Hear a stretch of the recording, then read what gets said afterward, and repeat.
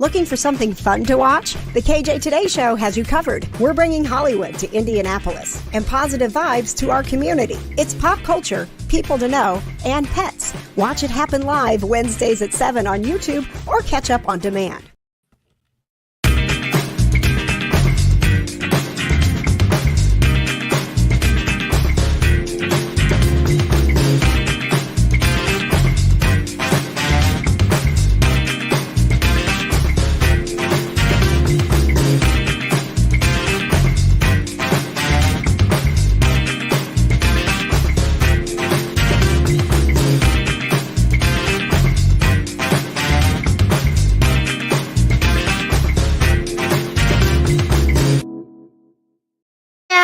KJ, it's the first time I've screwed up the open.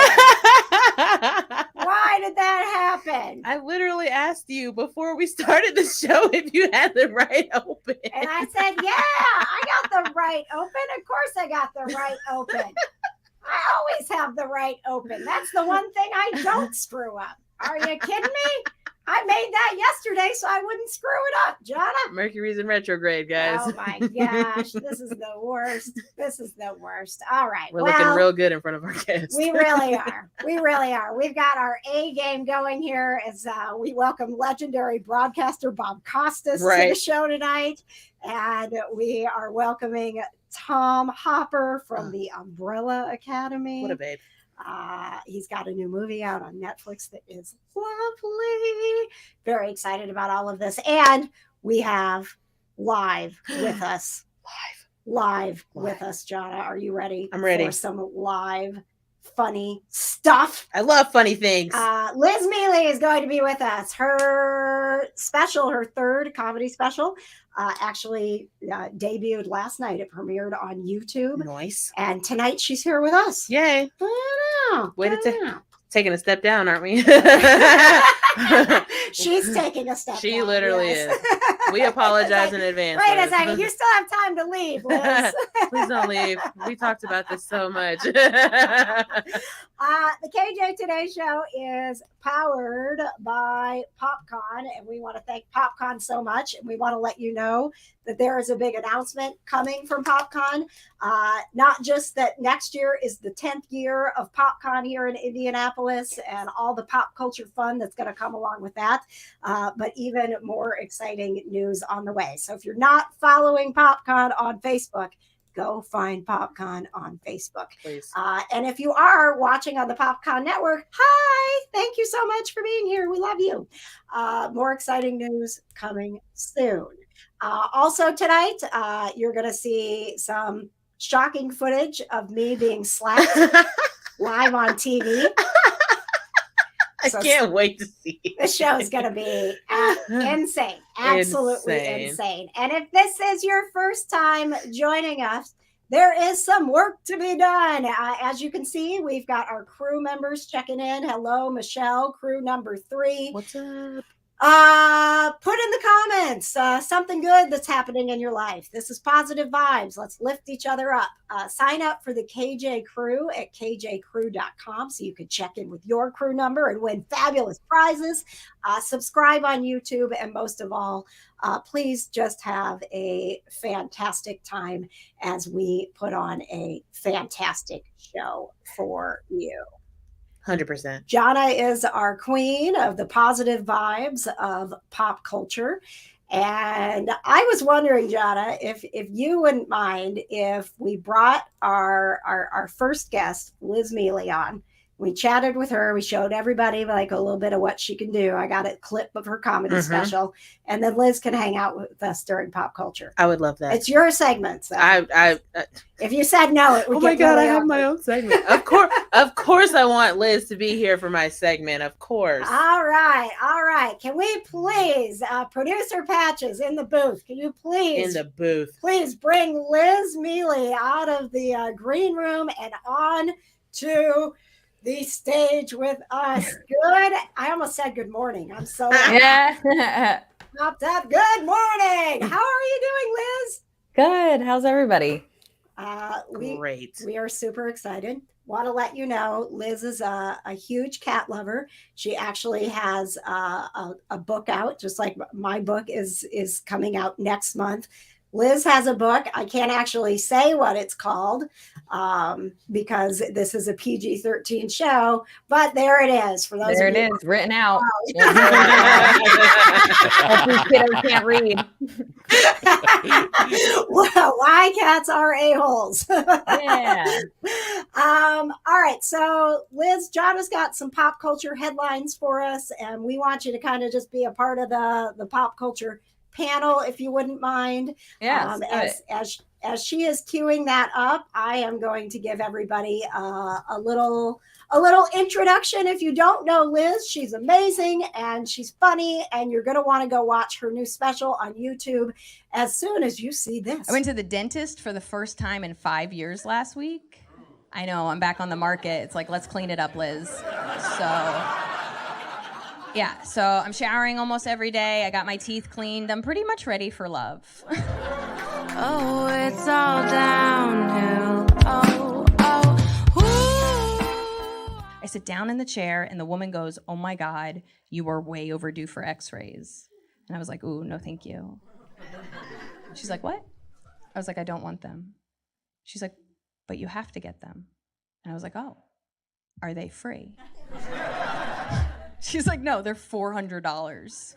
And I was like, "Okay, well, 5 years ago, I came here and you found 4 cavities and I needed 2 root canals.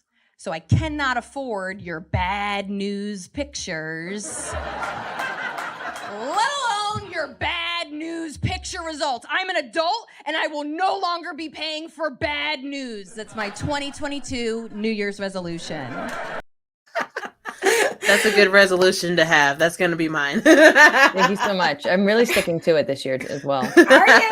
Good. I'm just Only a walking few away months. I'm walking away from bad news. No, I don't need a receipt. No, thank you. Right? No, literally. Liz, the special came out last night. Your YouTube channel, super easy to find. Liz Miele. How excited are you today? That I'm sure you've seen that teaser. You've gone over the special and edited over and over, and it's finally out there. Yeah, I hate it. I've watched it so many times, and I built it over 2 years. So I performed it over the course of 2 years, and then I had to watch it a million times, and now I hate it. And so then when people say like, "Oh, this is so good," I'm like, "Is it?" Like, I can't, like, that's the weirdest part about creating something. So the weird thing is, like, my book is the first thing I ever wrote in a bubble, because I get instant feedback of like what joke is working and all that stuff. So I wrote my book, I read it, my editor made it so it looks like I know how to spell. And then, it went out into the world, and literally my mom read it and my editor read it. And then I was like, oh my God, I've always had instant feedback. So that's like the first time that like somebody would say something to me. I was like, they'd be like, "Oh, it's so good." And I was like, "Is it? This is so crazy." So I'm like in this weird dual place where I either read something or watch something too much for editing purposes and I hate it, or I just put it out in the ether. And then when people like it, I'm like, "Oh, well, that was a guess." That's what it's like to be a creator. It's so weird. Officially introducing you, producer Jonna is here with us. Hi. Producer Patches is my husband. I always like to point out that I have a husband before I point out that I have 7 cats. Yeah, no, that's really smart. It's actually in the book about how many cats you're allowed to have if you're gonna. I have 7 cats, and I mean also a husband, I guess. Yeah. Yeah, before the pandemic, I was like, over 6 is crazy. And then it was like, well, I mean, we don't go anywhere. What's one more? Isn't it like debt? Like once you have a lot of debt, like what is more debt? Like Literally. I already can't pay it off. I already don't know how many cats I have. Who cares? Or unless the cats caused the debt, you never know. Oh, yeah. You just need one cat that breaks a leg, and you're just like, we don't have the kind of money for you to be this adventurous. Exactly. Well, and what's funny is of our 7 cats, 4 of them are special needs. Yeah. So, okay. Yes. So there comes the debt. Okay. All right. As long as at least, a couple of others are like helping out. They're like, watching them. Oh yeah. Yeah, they're really holding up their end of the deal. So, no illness for you. I can't. Liz, we are so excited to have you here. I do want to get into some pop culture stuff as we just continue to chat. It's going to come back to cats a lot. Of course. Tom Hopper is coming up from the Umbrella Academy and Game of Thrones, and I managed to get him talking about cats. I mean, it's a gift. It's a thing here. It is. We'll see if Jonna has anything cat related coming up as we get into what's popping, in pop culture with producer Jonna. Pow. You guys do your own music? Yeah, KJ does her own sound effects. Huge budget on sound effects on the show. Yeah, Yes. well, Such a big budget. 3 of those cats took your music budget. I could pay for sound effects, or I could, take a cat to the vet to get some more blood work. So. I love it. I love it so much. Thanks. I cannot. Jonna, I know you've been really excited to tell us about this movie that's coming out that has some Indiana ties. I don't know that we're all. Don't be proud of that yet, guys. Don't be proud of that, because this is a true crime thing. Yes. Okay. Are you into true crime, Liz? No, I walk the streets at 2 a.m. to come home. Murder is always on my brain. I don't want to learn how they do it efficiently. Yeah. Okay, well, this isn't murder, though. It's not murder. Oh, what is this? It's not murders. It's bank robberies. Oh, all right, that's fine. Yeah, totally. If you're gonna take away from like the man, I'm fine with that. Right. Literally. Yeah. So tell us, Jonna. It's got a big cast. Mel Gibson and Josh Duhamel. Okay. Yeah, they're the movie's called Bandit, and the guy who is the movie is based off of actually lives in Indiana. Oh, he's still alive. Like he could be watching right now. Yeah, he could be. Well, we don't have any money for him Right, still, so we're okay. I think he's like back. I think he's on the right path now. Maybe, I don't know. I read the read the article, but I skimmed it. So I was just like, is there rehab for bank robbers? He went to prison. So I guess. Yeah, that's pretty solid rehab, I guess. Right, legitimate. But the movie is about this man it's based on the Flying Bandit. So he would literally get on an airplane, fly to Canada, rob Canada banks and jewelry stores, and then fly back home the next day. The same day. Canada's so nice. Why is it robbing Canada? He literally committed 59 robberies in banks and jewelry stores in Canada. He flew himself? Yeah. He went by himself. It was in the 80s did he have a private like plane, or was he just hopping on? No, he was just hopping on American just collecting Airlines miles. I mean, hey, what the hell? Go. I mean, it was back in the day, probably before we started collecting miles. But he was just like, oh hey, I'm just gonna go rob all these banks and things. And I was like, man, that's so awesome. Because you could get away, and when you're the 80s, 90s, 70s, you could get away with so much stuff back then. As long as you were, like John Mulaney said, if you're gone before the cops get there, it's fine. You basically got away with it. Literally. Maybe that's why he was going to Canada. Maybe. Because they are so nice. They would be like, oh yeah, here's some money. Yeah. You're like, oh, sorry, I didn't know this was yours. Sorry. Right. Hey, you want a donut on your way out? Yeah. Right. Oh, early withdrawal. We had no idea. So sorry. Right. You know what? You don't even have to fill out a withdrawal slip for this. We'll just go ahead and give it to you. You seem busy. And what was even worse about it, as I was reading the article, he said that he would, go rob these banks or whatever, and then be disguised or whatever, and then he would go back to the bank to deposit the money. Slowly but surely, just depositing the money into his own bank accounts. So he was robbing banks where he had accounts. Yeah, except he was taking the other money but putting it in his bank account. This is fat. What? Yeah. Hey, a part of me is does he know about coding and hackers now, and how he could have done that so much quicker today? Right, literally. He's got to be mad. He did all that time, he could have just learned code and never had to get on Delta. But you guys want to know what's really sad about the whole story? What? Is how he got caught. What? So he told You're just going to give us the whole story. Yeah, I don't need Mel Gibson and Josh Duhamel. I mean, I'm still going to watch it because Josh Duhamel is one handsome man, okay? He gets caught because he tells his wife, he's like, hey, babe, I just been robbing these banks in Canada. And she's like, oh my God, that's so hot. I want to do it with you. So they go to Canada to rob a bank or a jewelry store or something like that. And the only reason they got caught was because somebody left behind a gun. Did she leave the gun? I don't know if she left it or can you imagine how mad he was? So he literally, he was like, I will go to prison as long as you don't take my wife. So he took the entire fall for everything. Wow. Yeah. Wow. What a gentleman. You just can't find men like that, you know? Right? It's just we're all the I'll do the hard time for love guys. Right. I wish. But yeah, no, he is alive today. He did an interview with Channel 4, I think. How long was he in prison? Yeah. I think like 20, 25 years, something like that. Dang. Oh, wow. Yeah. Tell me his wife waited for him. I think she did. I don't know. He didn't say in the article. Can you imagine? Bro, honestly, it's like, you know what? You can take the fall for me, but also I want a divorce and I'm going to take all of this money. When is this coming out? I actually didn't get a release date. Oh, okay. So I think it's coming out this year, though, and I would assume it's coming out in the fall, considering this year is almost over. All right. So, all right. Thanks, Jonna. What else is popping? Brendan Fraser is back, friends. Yeah, and we love him. We do. His new movie, The Whale, just premiered at the Venice Film Festival, and he got a 6-minute standing ovation for that movie. And I was like, he deserves that. He does. Brendan Fraser deserves Do you share the love that we have for Brendan Fraser, Liz? How do you not love Brendan Fraser? Like he just feels like an uncle that you're just like, you know, why didn't he ever find love? You're like, he's the best uncle. Like he just has like kind of like the best guy in the room vibes, no matter what.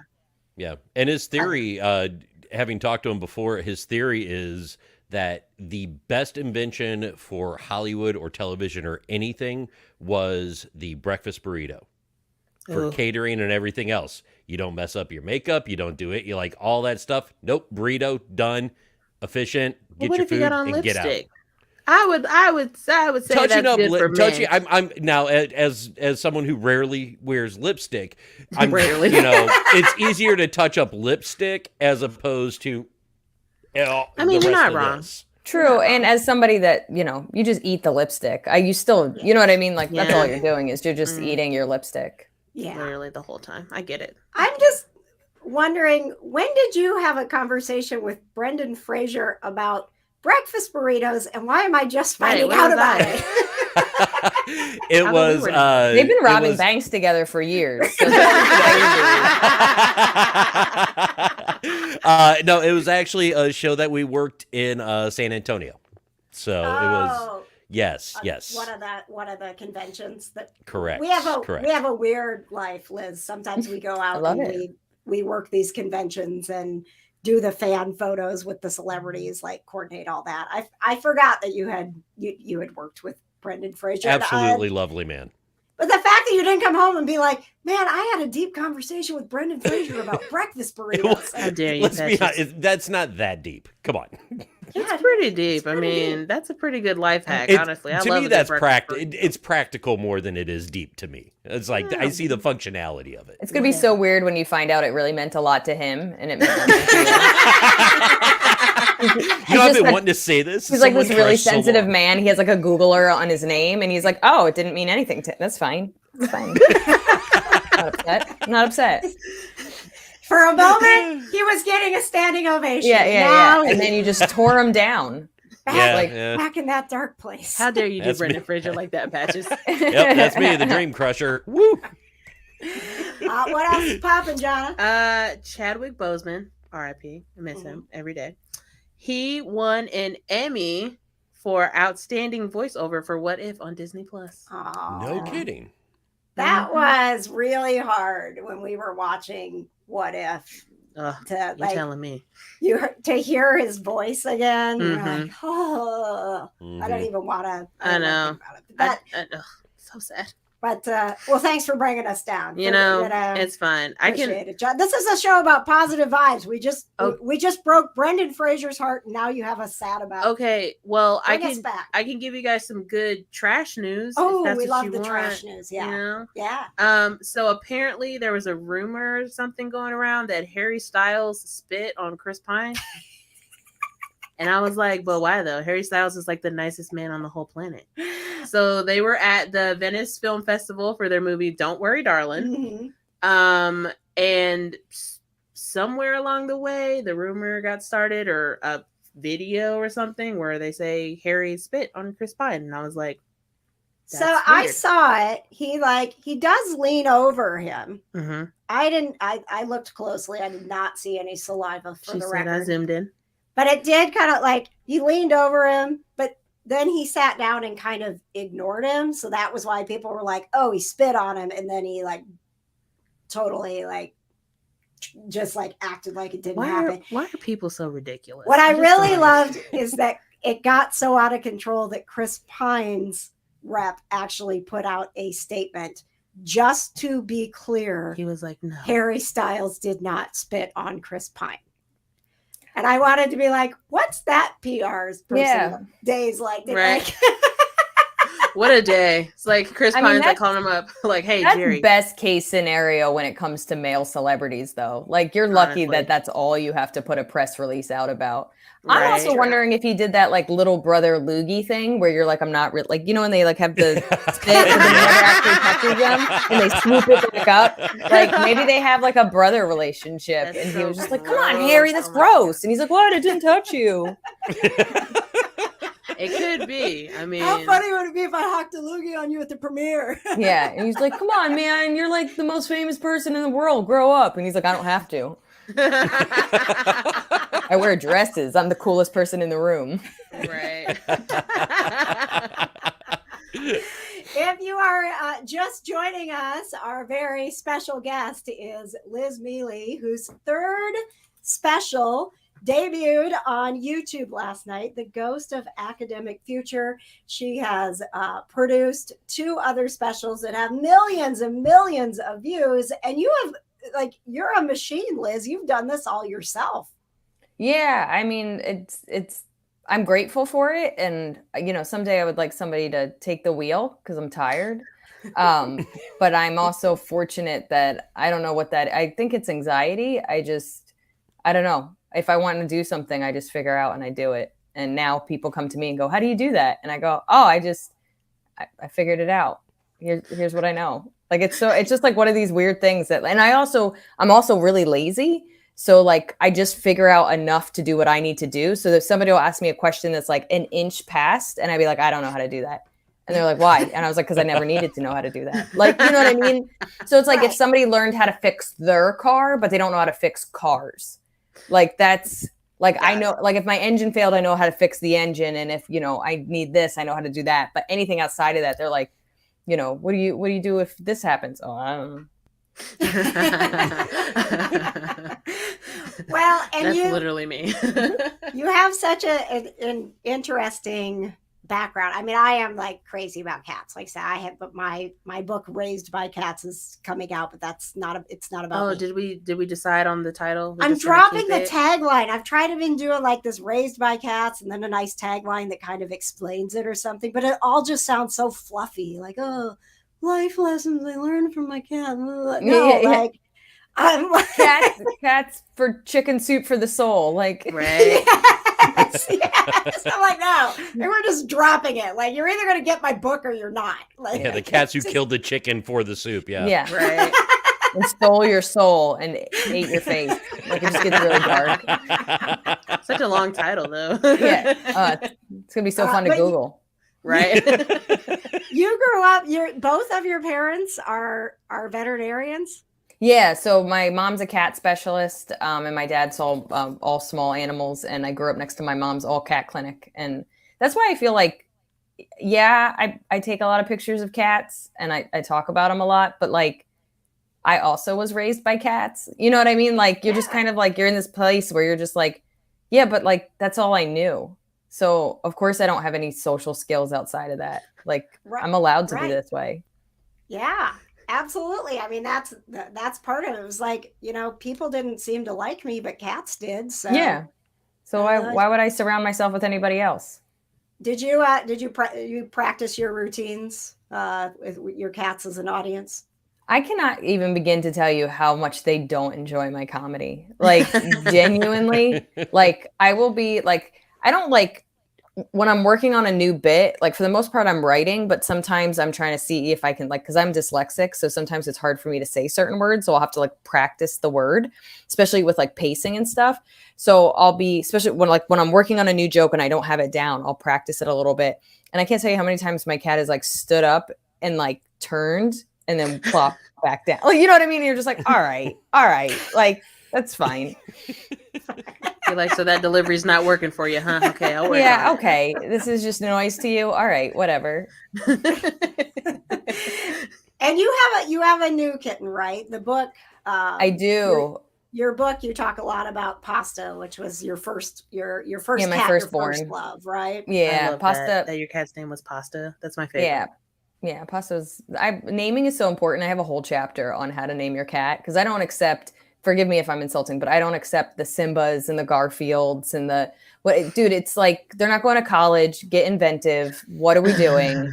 And even worse, like somebody just keeps naming the same cat. Like every cat is the same name, like Garfield 1, Garfield 2, and you're just like, God, how is this? What are we doing here? That's like having a kid and they just keep naming it Troy. Like what? Why? So my first cat was Pasta. She died about a year ago today. It's been about a year. Oh my gosh. Yeah, I moved to a new apartment. It was the first time living alone, and she died 3 days later. And I was like, but I made it. Like we made it. We have space. Like what? So that was heartbreaking. And then I got a kitten in December, and then my kitten died a month later. Awful. Cannot even tell you. Had FIP. Was like it was found in a storm drain. Also, speaking of names, like the shelter named it Blair. It was a boy, named it Blair, and I was like, "You found it? Name it Stormy. Like, what do we do? Call it drain pipe." Right. I was so mad at them. So I got him. I named him Tater Tots. He was such a tot. He was so tiny. Turned out he was sick, and he died a month later. Devastated. And then I just kind of mourned my little heart because I lost 2 cats in 5 months, and then I got revenge abs 2 months ago, and he is insane. Like he lives up to he can't. I'm at my friend's place right now, and her office is just like wires everywhere, and he can't be in here. Like he's not allowed in here because he was bouncing off the walls and like stealing stuff, and I was like, you're not allowed to be in this room. So yeah. And he just got neutered, and I was kind of hoping that would take down half his personality, and I think it just gave him more confidence. He's like, these balls aren't weighing me down. Yeah. No. He's 2 pounds lighter now. Oh, serious nuts.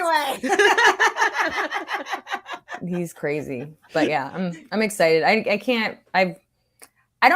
So like, he's a water cat. Like he loves, like I find him in the sink. He's always like in the tub or whatever. So it's going to sound so creepy, but it's just nice to have somebody watch me shower again. Like, because that's what all my cats do. They just love, even if they're scared of the water, they always watch you. And he loves to like get in and be a part of it. So like, it's even crazy. So like I took a shower and he's just like, hi. And I was like, I love not being alone. Like, it's just awesome. Yeah, we've had a couple of cats that are the same way. Like they got to be like right in there, and you're like, okay.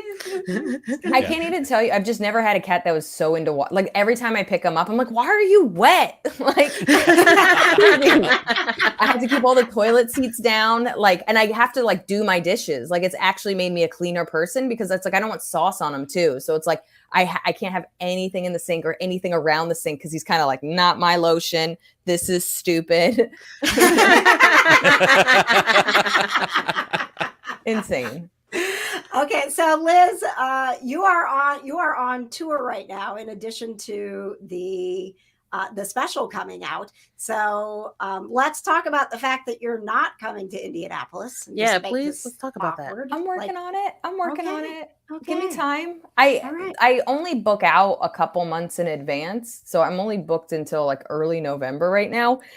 So it'll happen. I think the last time I was in Indianapolis was 2 years ago. No, it would have to be before the pandemic, so like 3 years ago.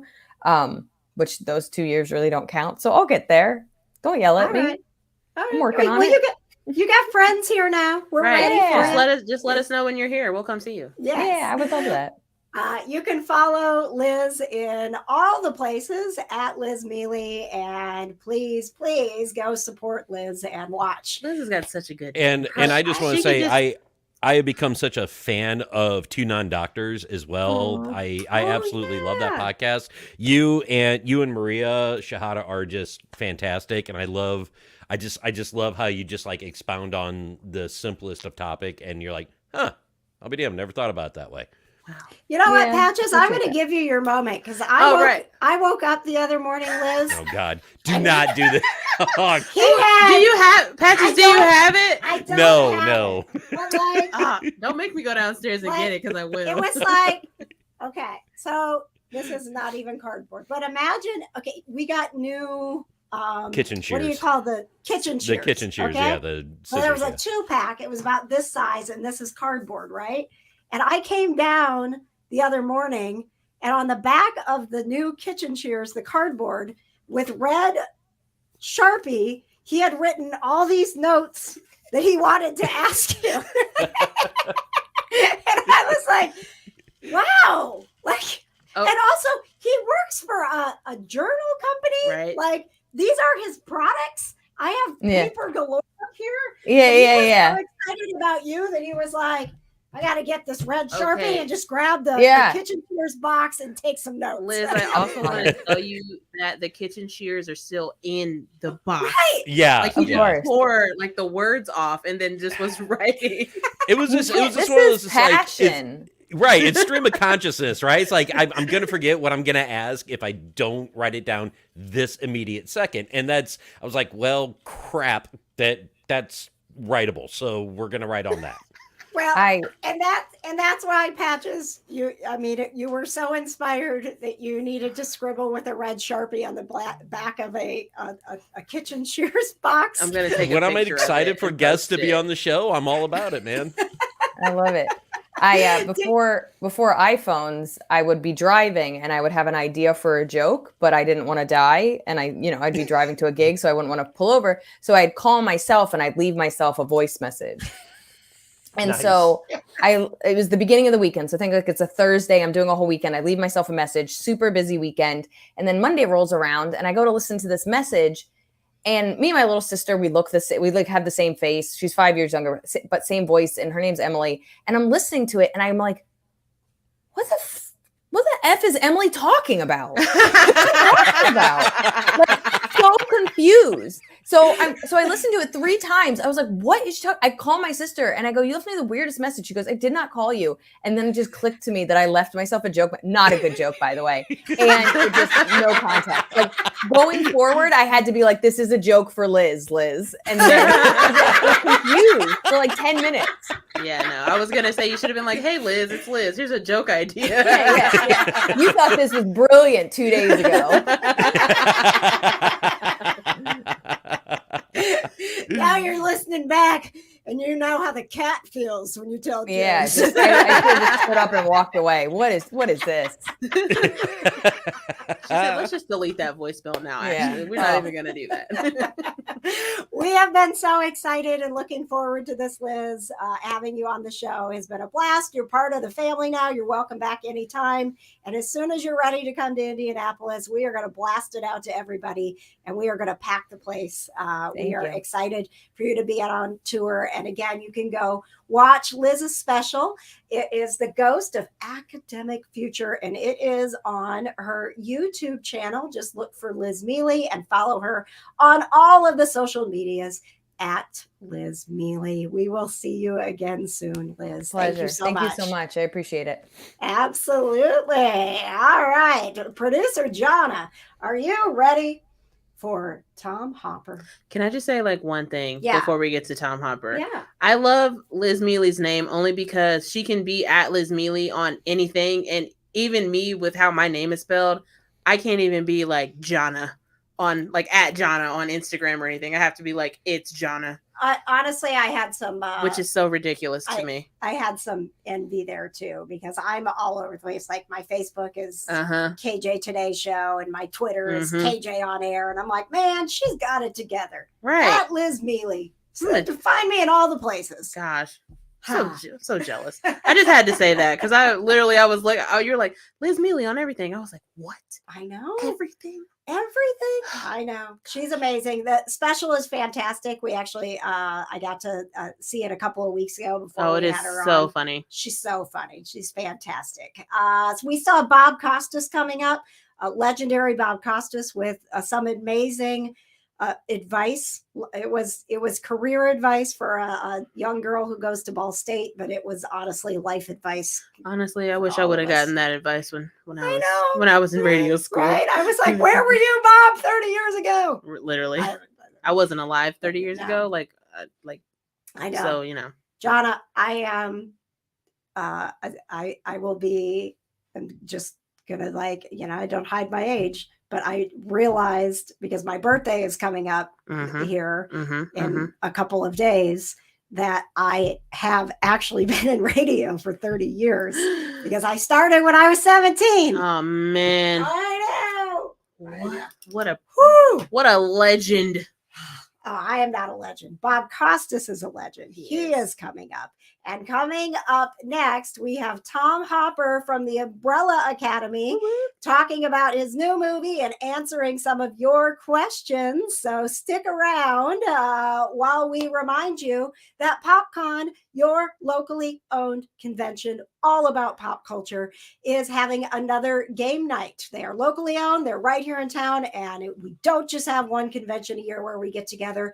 Game night is happening Saturday, September 17th at UCN Gaming in Plainfield. It is a very, very welcoming group. So if you're just looking for something fun to do, maybe you want to meet some new people, the PopCon family is a great, great group of people, and you can join them again for game night on September 17th. So Tom Hopper called in. It was lovely. Got to listen to him in his British accent. Oh, you guys are going to love the accent. I swooned so hard. You're going to love it. We do talk about cats. Yes. And there was a reason for it. I wasn't just like, hey, Tom, let's talk about cats. Like Liz Miele is she's a fan of cats. She loves cats as much as I do. And I don't know if Tom does, but we did talk about cats, and he seemed like he's a pretty big fan of cats. So, we got some questions from you about Umbrella Academy that we're going to get to. But first, his new movie is out on Netflix. It's called Love in the Villa, and it's actually one of the top streaming movies right now. It is. Kat Graham is in it.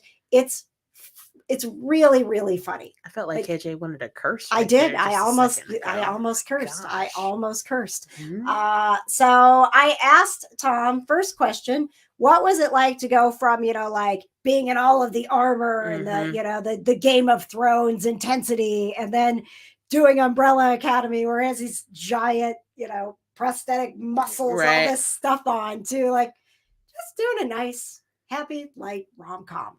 The big change for me was being able to go to work in something that isn't armor or a big muscle suit. Going to work with my own body, then to put on jeans and a shirt as my costume. It felt pretty great, actually.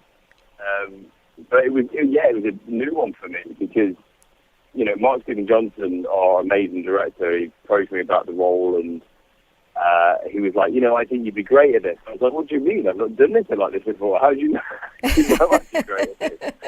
And I was actually quite apprehensive about going into something like this because I've not done it before, but it was actually Laura, my wife, who read the script first, and she was like, no, I think this would be great for you. And I read the script, and I thought it was brilliant. I thought Mark did such a great job with it. And like you said, I felt like a movie like this is what everyone needs at the minute. It's so feel-good. It's got so much heart and a few giggles along the way, and I think it's just a very light-hearted movie, and I think, who doesn't love a rom-com, right? It's just very easy watching. Well, when I saw the trailer, Tom, I had to ask, because there are a lot of cats. I'm a huge cat fan. I actually have a book called Raised by Cats that's going to be coming out. So I got to know what it was like for you to work with all of those cats on set. Yeah, I mean, they were there were some days that they were brilliant and they did exactly as they were told. And then there were some days that they just didn't want to play ball. And we ended up having to CGI some of them in. But yeah, cats are a tricky one, right? Because you can't just you get them, it's not like dogs where you can train them to do the treat thing and then they kind of pick it up what you want them to do. They're a bit more free-spirited. So... yeah, there were some days that were pretty tricky actually, but we got through that particular day when I was covered around them. You know, they were pretty good that day. Cats will be cats. They will, in fact, be cats. And then we, of course, he was just so lovely to talk to. And again, that British accent, like, oh, Man, you just want to talk to him all day long. I did want to talk to him. I took, usually with these interviews, I get 8 minutes with a 2-minute buffer. Mm-hmm. And he was like, you've got 10 minutes with him. And I took like exactly 10 minutes with him. Yeah. You did. Every minute I can get with that. Well, you know what? It was weird because I had this scheduled time, right? Because these things are like, they're going from one interview to another. They're right. just like, they're on a radio show, they're on a TV show, they're doing this, they're doing that. And I got a notice that something had happened in my time that was scheduled. He was like double booked. And so the producer was like, I'm so sorry. I'll do what I can to like maybe try to get him back for another radio tour sometime. And I was like, listen, man, I'm going to sit right here. And if you have an opportunity, something changes, I will be right here. But I'm like, that's not going to happen. Right. Like, I'm not going to get to talk to Tom Hopper today, whatever. I'm like going about my business and making a nice pet of the week video that's going to be coming up for you. And the phone rings and I'm like, oh, crap. Tom Hopper's calling. Like an hour ago, I was totally ready for him. And now I'm like, hello? This is Tom Hopper. I'm unprepared for what's happening right now. I'm so not ready for this right now. Oh my God, funny. I'm freaking out, man. I got to pull up the email and my notes of like things to talk about and questions to ask. I just love that. My favorite part of that segment was when he said, he was like, I was a little apprehensive about it. He was like, then my wife read the script and she was like, oh yeah, do it. And he's like, yeah, I'll totally do it because my wife said so. And I was like, yeah, now you got like the #1 streaming movie on Netflix. Well, and how cool for them. They got a paid trip to Italy because she's in the movie too. Oh yeah. So they got a paid trip to Italy, a break away from their kids, and they got to make this fun movie. Right. Like, it's a win-win-win for everybody. She's like, hang on a second. If I get a role in this too, right. we got a free trip to Italy. You're doing this movie. 100%. That's what I would do if he was my husband.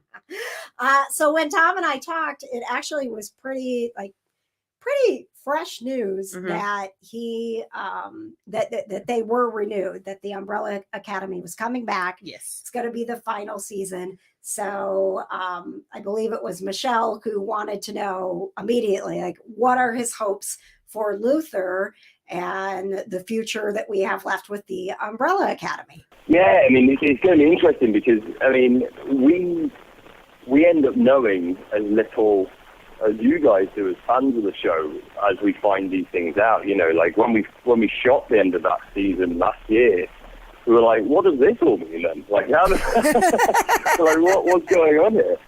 So we're completely in the dark. And then as we find out that we're doing the 4th season, until we get like a season breakdown from Steve Blackman, our marvelous showrunner, we're kind of clueless. So I think it'd be good to see Luther get some kind of, I don't know what's going to happen with Sloane. I don't know whether Sloane's in the next season or not. So obviously after he's been married, that's going to be a big part of it. I'd like to see him, I hope he's not too down in the dumps. You know, I hope he's not too miserable if Sloane isn't there. Apart from that, you know, I always keep a very open mind because no matter what you do in terms of trying to guess what's going to happen, as you can see from the beginning of season 3 with the dance and the fight and the way that all went, there's just no way you can guess which way Steve Blackman's going to take this show. So you just sort of sit back and wait for him to tell you, because he's going to take you on a ride no matter what. So it's either way, it's going to be exciting. Yes. Oh, and Shelly, who's listening, wanted me to ask, she loves the dance scenes, as we all do. So are you hoping to get more of that next season? You know what? I went into the start of the season, actually the whole show, thinking that I would not have to dance in the show. I had no idea that there was going to be such a massive dance component to it. Because the first time I read the script, the dance that we did in I Think You're Alone Now dance wasn't in there in the initial one I read. So I had no idea that the huge dance component was going to be part of it. But I'm sort of now got to the point where I'm assuming there is going to be some kind of dance component every season. So I'm almost like disappointed if there isn't one now. I love that. I mean, to like go into a show, thinking like, oh, this is kind of some like, dark show, whatever. And they're like, yeah, we're going to have you dancing to Tiffany. I Think We're Alone Now. Mhm. Like, okay. Yeah, and then we're going to have you doing the entire Footloose choreography. Dance battle. Let's do it. Thank you so much, Tom Hopper, for joining us on the KJ Today Show. We've got Bob Costas coming up. We've got the Pet of the Week coming up. And I get slapped on live TV. All coming up. But first, thank you to Indy Holistic Hub, who is a sponsor of the KJ Today Show. So excited to be a part of the Holistic Hub Wellbeing Fest. Save the date, November 13th. I am going to be moderating a panel on well-being. This is all about embracing yourself and easy ways to lead a healthier lifestyle. It's going to be a really fun event, and I am looking forward to being there. Tickets will go on sale soon, so keep an eye out at IndyHolisticHub.com. Yay. Yeah. Before we get to Bob Costas, We get to see KJ get assaulted. you get to see me get assaulted by the least likely of assailants. Right?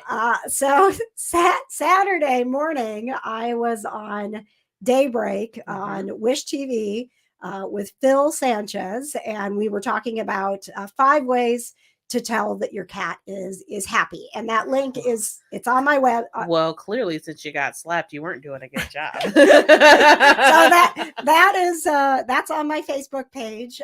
But Mr. Grayson was on TV with me. Now, to his defense, he was sitting on a desk, and usually we're in a chair, but they're renovating. So we were like at the temporary anchor desk. So he was kind of sliding around a little bit, but I didn't deserve this. I want to show Grayson's tongue. Grayson, let's show everybody. Grayson, let's see, buddy. There you go. He says, Oh, now he doesn't. Now of course, bring it back in. Of not course, right now. Right. Oh, don't show me off. He's a cutie, though. He is. Yes. He's fun stuff, Yes, right? Grayson's trademark is his tongue. He's got a lot of followers on Instagram. Does he really? Yes, he okay. does. And he doesn't have it sticking out right now. Of course not. He literally just had it. It's a typical cat, right? Right, I don't do exactly. things on command. Right.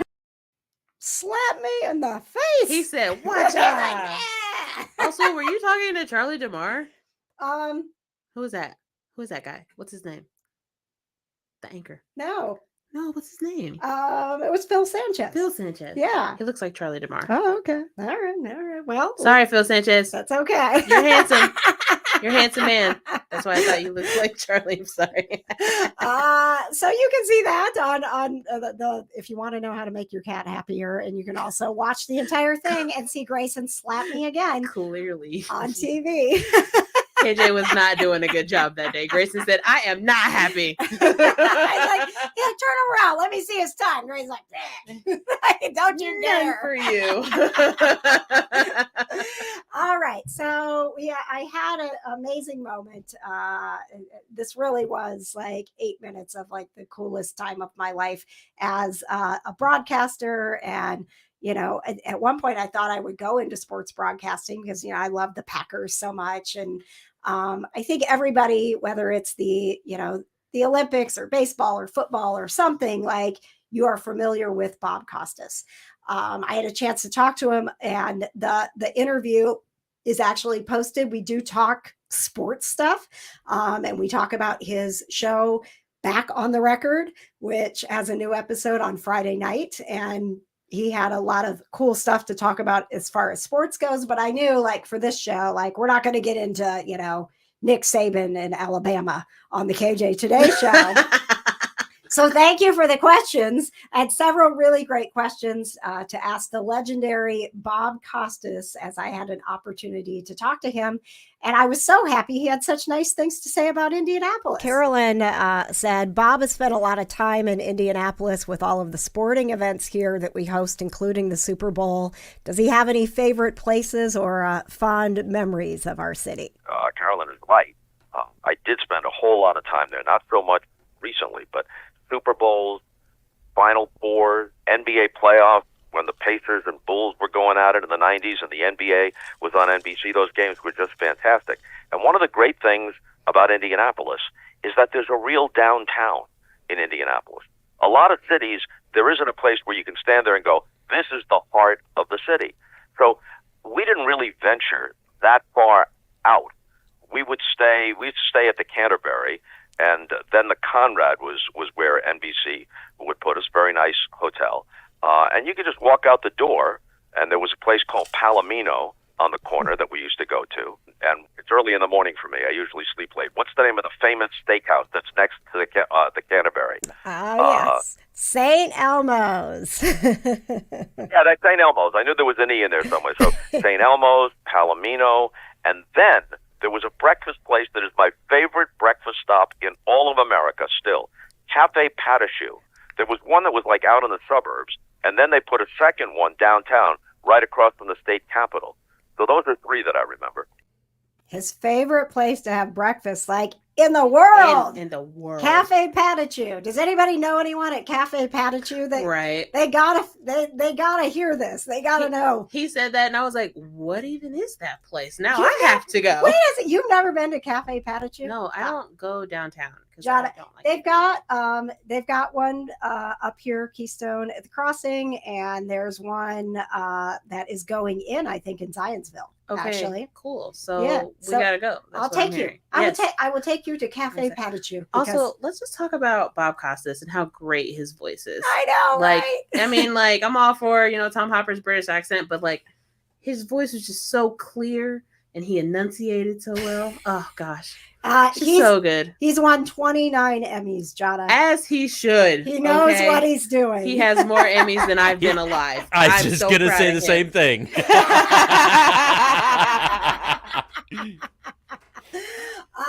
And then Bob was so kind to really, give this like heartfelt answer, which I was so excited about.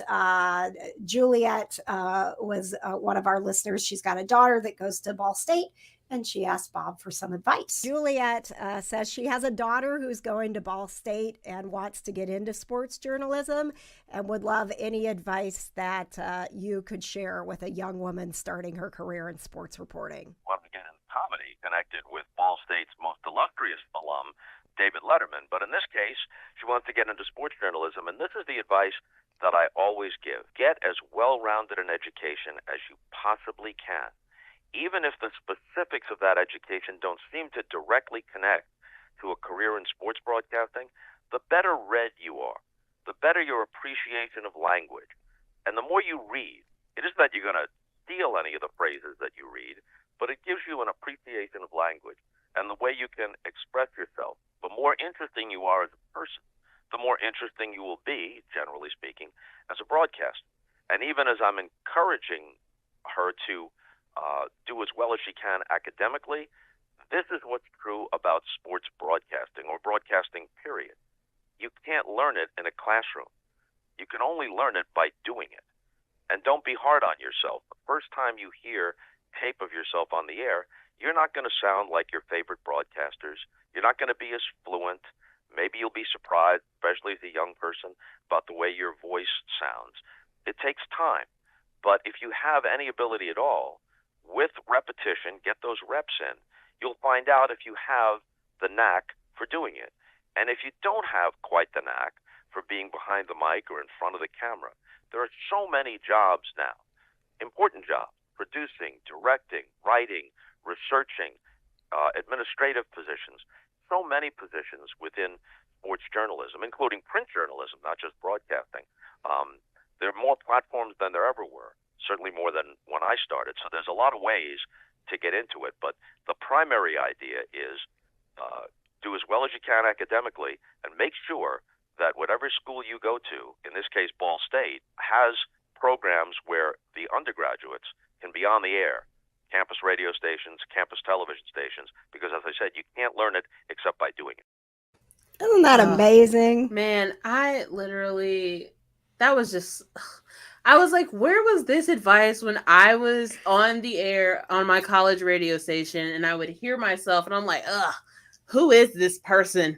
She's terrible. I hate the way I sound. And he's like, no, you got to practice. Maybe if I would have had Bob Costas advice 5 years ago, I'd be in a different place today. Well, look at you now. Oh, yeah. I still don't like the way I sound. Oh, my gosh.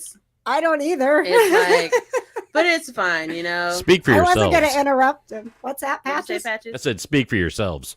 Patches has got a smooth voice. Men always like the way they sound on the microphone. Oh, yeah. Yeah, I didn't want to interrupt him and be like, Bob, I'm 30 years into this and I still don't like the way I sound. Right. But you're like a pro at it now. I mean, you've been doing it for such a long time that you have like that confidence kind of thing. And, when I realized that I hated the way I sound on the mic, I literally was like, okay, behind the scenes it is. So that's how I ended up being behind the scenes producer. Jonna, I get so many comments from people since we started doing this show about how much they love your personality. They love your voice. They love your laugh. But I mean, I am not making this up. Like, I know we've been doing the Kind of Nerdy Girls podcast for a long time together, but this show is, it's kind of getting in front of a lot of people that maybe didn't listen to the podcast and they're getting to know you. And just like I have always thought you are a fabulous person, our viewers are also falling in love with you, John. Oh, stop it. Yes. Stop it. So stop like it. Bob Costas said, it takes some practice. Yes. You should love your voice. Oh, but I mean, that was really good advice. I was like, dang, Bob Costas, I'm gonna keep this audio for myself and play it every morning. Right, me too. I'm gonna set it as my alarm. Like, every morning, I'm gonna wake up to Bob Costas reminding me of this sound advice to follow my dreams in broadcasting. Maybe someday I'll make it. Oh, it has been a fun show. We have got a pet of the week to leave you with. We do. We got the end credits coming up. And of course we have. Are they the right end credits? I don't know. Leave me alone, Jonna. I don't know. I don't know how we don't even fix it. It's just the way it is. Just deal with it. Of course, the show that I have legendary broadcaster Bob Costas on is the one that I screw up 5 seconds in. Do you want to play the opening as the close tonight? Would that make it better for you? Oh, such a good omen. No. It was such a good omen. She said, nope, you're rolling. She said, we're doing it live, okay? Nope, we're not. Coming up next week, we have, that's the right graphic. Hey, she got the right one. Yay! Anthony Michael Hall and Debbie Gibson are calling in to talk about their new movie together, The Class. Oh my God, I can't wait. Which is a not a reboot of the Breakfast Club, but a sort of an updated rendition, if you will. It's totally different characters, different teachers, all of that stuff, but kind of that similar vibe of some kids that get stuck in detention and it changes their lives. So, and I will say, I heard him on Rob Lowe's podcast. Literally, I just wanted to say that, but please do. Yeah. But yeah, he talked about it like how it's like Breakfast Club adjacent and how much fun he had making that movie. Yeah, you could tell. So that is coming up next week, and also a live performance from Rich Hardesty in the local spotlight. Rich will be here with us to perform his latest song, Indiana Girls. You are not going to want to miss next week's KJ Today show. Yeah. Yeah. All the live guests. I know, right? Woo. Absolutely. The pet of the week is brought to you by Storms and Melodies. Yay! And this week's cute little pet is Louie. I know that guy. Louie Loki is his full name, and his mama Michelle says he loves getting in boxes of all types. Bird watching, toys with feathers are his favorites. There he is as a baby and now as a grown-up. Louie also barks. After hearing his baby or his big brother baby boss bark, Louie has figured out how to bark. She couldn't get it on camera for us, but I was like, when you finally capture that, I need to hear that cat barking. I also need to hear that immediately. Right. And the other thing that I love about that picture is you saw that picture. He just looked like a scared little kitten with his ears down. And now just look at him like he just luxuriating. Just look at him. He's like, yeah. That's me. He said, "Yes, I am King Louie. Thank you very much." Yes, he exactly. He's King Louie, and he was the most terrified one of his litter, and she actually adopted two of the cats in the litter. His brother Jude was who she went to adopt, and then realized like, this guy's so scared and he just needs to come home with us. And now look at him. He's like, hello, I am Louie. Right. Yes, he is a rock star, man. He's such a pretty boy. Thank you so much for sharing Louie with us, Michelle. Follow me on Facebook. Every week I ask you to submit your pictures, videos, and descriptions to be the pet of the week. So some show it might be your pet. Again, please follow me on Facebook. Make sure that you subscribe on YouTube. And thank you very much for being here with us tonight. Thanks to Liz Miele, thanks to Tom Hopper, and thanks to Bob Costas. And thank you, Patches and Jonna, for all the hard work that you guys do. Oh, we do what we can.